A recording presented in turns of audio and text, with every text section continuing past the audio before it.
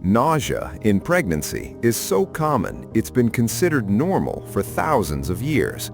But scientists have only recently discovered a specific hormone that appears to cause it, and the discovery raised as many questions as it answered. Morning sickness is experienced by the majority of pregnant women. Estimates suggest somewhere between 70 and 80% will experience nausea, vomiting, or both, particularly in the first trimester. For some women, it's mild and manageable. For others, it's severe and debilitating.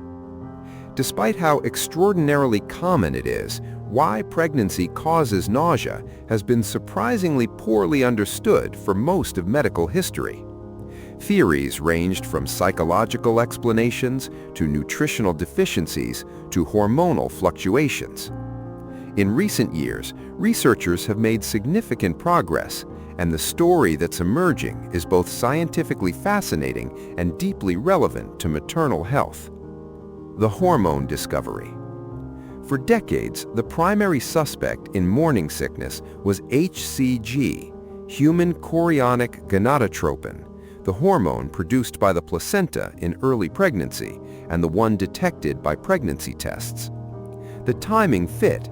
HCG peaks in the first trimester, right when nausea is typically worst, but the exact mechanism wasn't proven.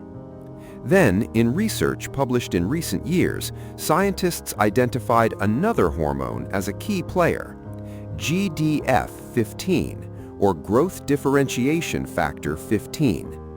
Studies found that GDF-15 is produced in large quantities during pregnancy, particularly in the first trimester, and that it acts on a part of the brain that controls nausea and vomiting. Crucially, researchers found that women who had lower baseline levels of GDF-15 before pregnancy tended to experience worse nausea during pregnancy, possibly because their bodies were less accustomed to the hormone and responded more dramatically to the sudden surge. This discovery was considered a significant scientific advance in understanding morning sickness. Why does the body do this? One of the most debated questions in pregnancy science is, what purpose, if any, does morning sickness serve? Several theories exist.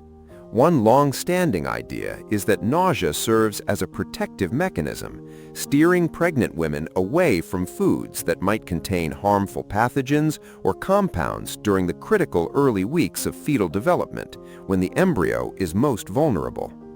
Research has found some supporting patterns. Women with morning sickness may be more likely to avoid certain strongly flavored or potentially risky foods. But this is still a theory, and the evidence is not definitive. Another perspective is that morning sickness is a byproduct of the dramatic hormonal changes of early pregnancy, rather than a feature that evolved for a specific purpose. Researchers are still actively debating this. When morning sickness becomes severe. For most women, nausea eases by the second trimester. But for some, an estimated 1 to 3% of pregnant women, it doesn't ease. Instead, it becomes a serious medical condition called hyperemesis gravidarum, or HG.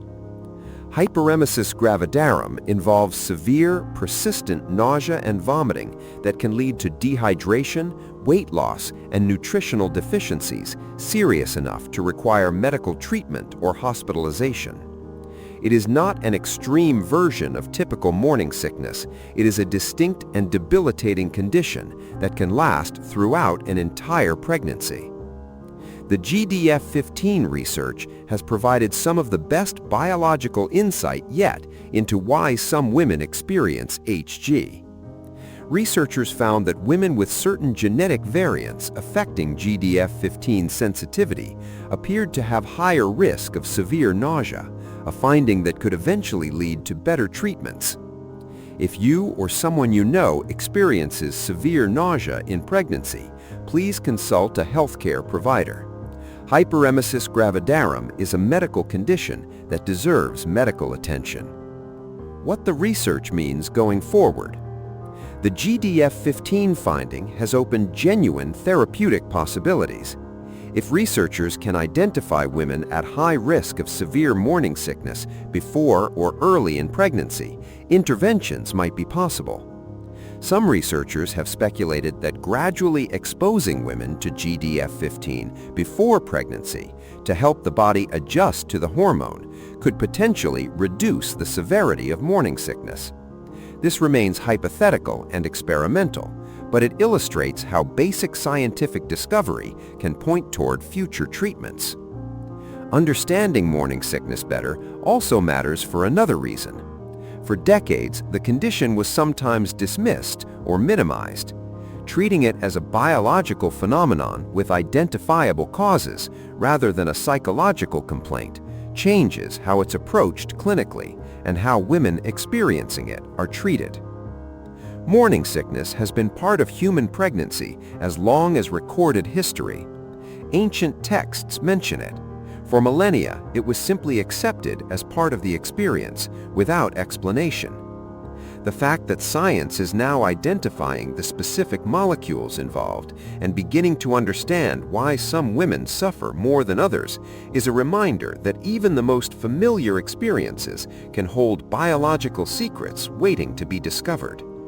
Your nausea was never just in your head, it was always biology, and science is finally catching up. Did you experience morning sickness? Share your story. You're not alone.